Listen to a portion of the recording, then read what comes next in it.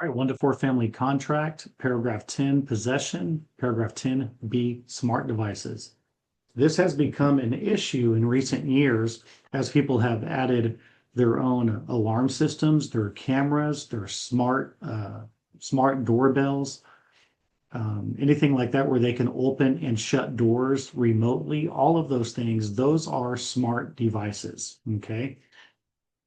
Now, when the property is sold, any of those items that are transferring with the property, and understand if it's a fixture, if it's a fix, that is going to transfer.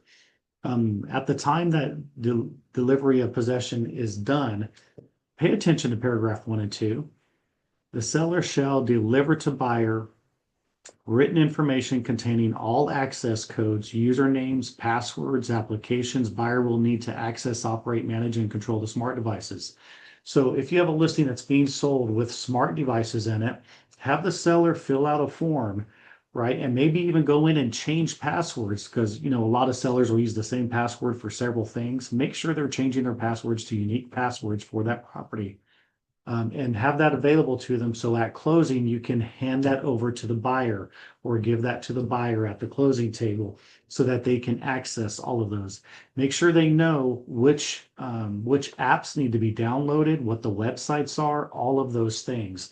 And if there's a transfer agreement that needs to be done for these smart devices, make sure that the transfer agreement is done. Now, here's the second part, and this is where people have gotten in trouble. At delivery, at closing and funding, once that's done, the seller shall terminate and remove all access and connections to the improvements and accessories from any of the seller's personal devices, included but not limited to phones and computers. So this is going to be the husband, the wife, the kids, anybody who has these apps downloaded to their phones, make sure they're removed, because there has been reports of people monitoring, looking at cameras of people in their home after they sell the property.